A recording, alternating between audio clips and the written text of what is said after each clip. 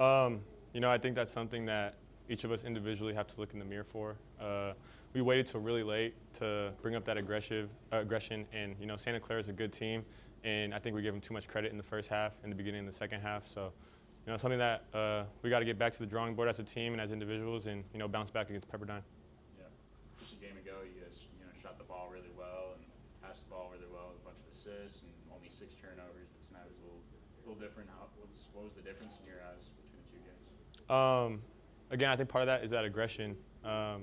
We talk about getting into the paint and then kicking the ball and swinging it, and I think we lacked doing that today. So again, that's something that we got to go back to practice and continue to thrive to do. Not just go through the motions, but really try to get in the paint, make the extra pass, and swing the ball around the arc. You've been, this coach says, in the desert the last couple of games. How does it feel to get back in a groove and feel like you're getting back that direction you want to be? It's always nice to see the ball go through the hoop, but it's better to have a win at the end of the game. So it sucks that we came out on the bottom of this game, but again, it's more fuel to the fire to go into Pepperdine. Yeah, how do you guys prep for Pepperdine? It starts on Monday at practice. Watching film. Not dwelling too much on this one, but getting back on that horse and going into Pepperdine, strong-headed, strong-minded, and being confident with our aggression and our skills that we can win that game. All right, thank you. Yeah, of course. Thank you. Disappointing that we didn't bring more aggression tonight. I thought Santa Clara played elite basketball, and they shot at a torrid rate both halves. They didn't dominate us on the glass as they did in our first matchup with them up in Northern California. We actually had 17 offensive rebounds, which was a positive, but we only converted those second chance opportunities for 6 points. And so we got to take advantage when we have a strong offensive rebounding night like we did by either putting the ball back in, getting fouled, getting ourselves to the foul line, or kicking it out for opportunistic threes. We also didn't shoot the ball well from behind the arc. So tip of the hat for Santa Clara, both offensively and defensively. They were on point, and it wasn't until late that we really kind of found our stride. But I'm encouraged by the 17 offensive rebounds, a season high. I'm encouraged that we turned them over 21 times. We're best in the West Coast Conference in terms of forcing turnovers. But we didn't ever find an offensive rhythm till late. And glad that Adrian McIntyre played well late in the game and saw the ball go through the net. And hopefully that momentum carries over to the Pepperdine game coming up this week.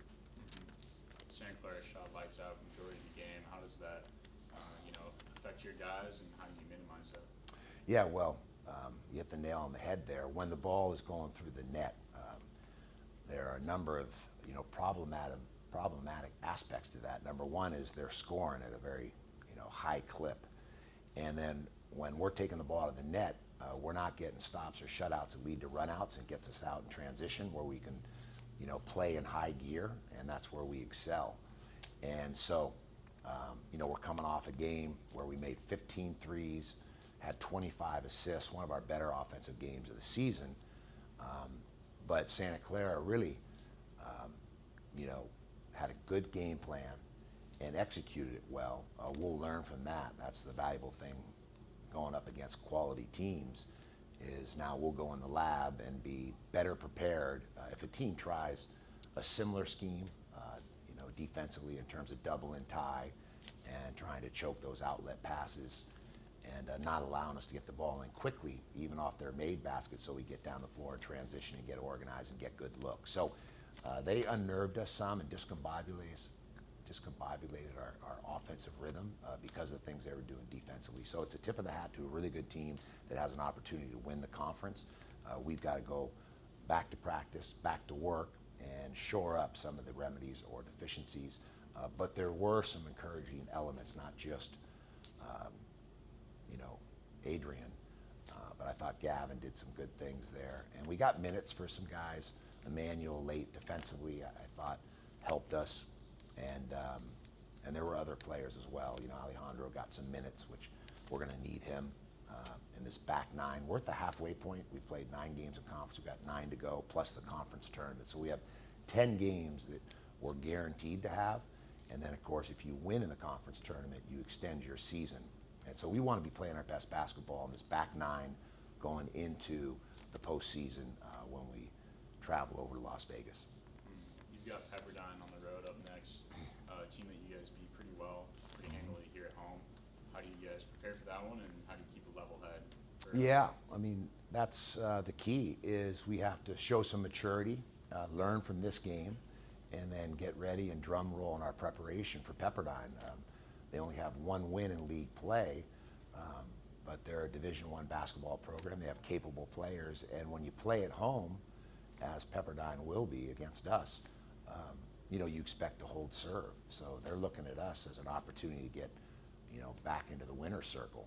And what we've got to do is have a road warrior mindset and mentality and go up there and play our best basketball of the season, because there's a razor-thin margin for error in this conference, and you see that played out with these unpredictable scores. And so it's just about getting better. That's the key. Learn from a setback like this and use it as a springboard to better basketball. All right. Thank you, Coach. Okay.